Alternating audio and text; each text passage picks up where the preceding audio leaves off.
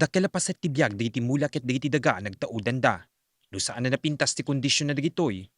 At damit ti tsansana asaan na napintas ti panagdakkel da. No dadduma, saan da nga agbyag ti mabayag. Daytoy ti rason no apay anasken nga amwen dagiti klase ti daga pagmulaan tapnon saan na masayang ti oras, kwarta ken nagbanlugan.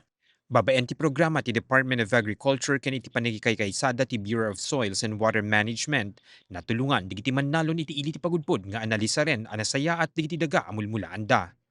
Nandiyan po sa labas yung ating mobile soil laboratory kung saan ito po ay capable na mag-analyze ng chemical, physical at biological properties po ng lupa. Since yesterday po nasa around 25 farmers po yung pumunta po dito sa ating venue.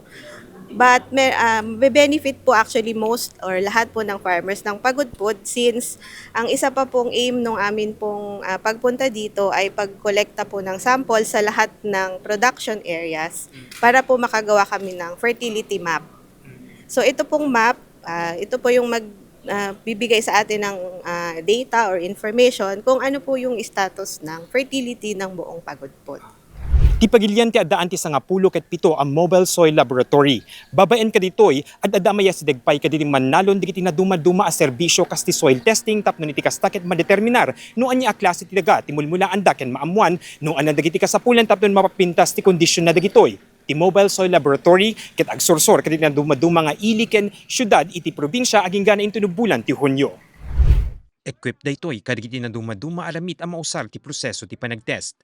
Adaan pa'y daytoy ti bukod na solar-powered system tapno nag-function lata uray awan nakakonektaran na kuryente. So ang mobile soil lab po may tatlong section. Yung chemical section.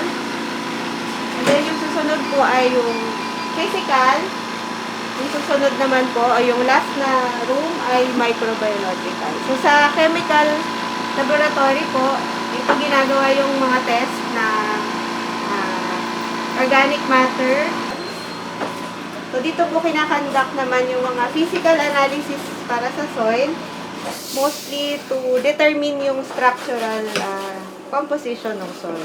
Microbiological section po, so ito po si ating biologist. So ang tinetest naman po dito ay yung mga mikrobyo na nasa lupa. So for Ilocos Norte po, ang una po nating location ay Pagudpod. So naman po ang Pagudpod dito sa ating mobile lab. At bukas po, lilipat po yung truck sa Bangi naman. So nakapark po ang truck sa Bangi hanggang sa 27 of April. And then, i-cover po natin yung mga katabing bayan po ng Bangi. So hanggang June po, nandito po yung truck sa buong Ilocos Norte. Malaksid ti soil testing maipapaaypay kaditi mannalon ti training a mainayon ti kaadalan da pakaseknan ti panagmula.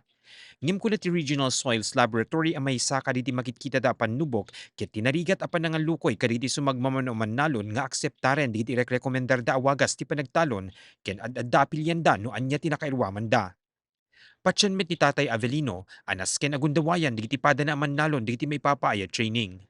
No kasi dapat training iti DSR nagpatag-training. So dati ay di kito itatana ni po di 2015 nag-training ako iti training and training. Nagkit-training kami agpa-training kami ba.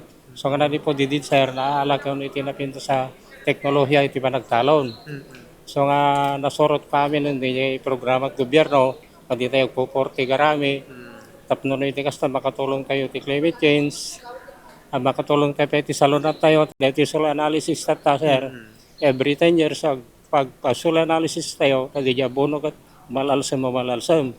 Kung napitulaing titawen na idi masursuro na ti agtalon, uray titawen na itan nga inem mapulok ket inem, itultuloy na latang amwen digiti banag a makatulong ti pagsapulan na. Ken kuna naakayat na pay ang maibingay digiti kaadalan na ti pada naman nalon.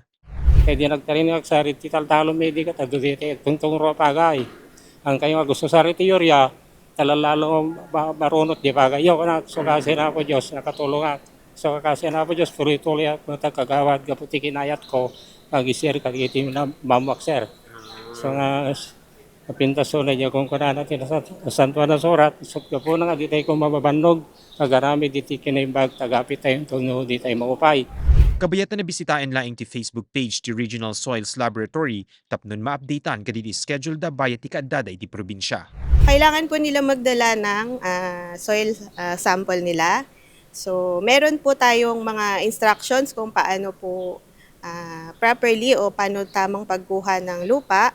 So, meron po yan doon sa ating mobile application. No? Yung application po ay tawag ay Fertrite or fertilizer. Tapos right, shortcut lang po siya, Fertrite.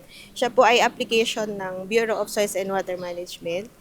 Mark Magdirila, Balitang Solid North.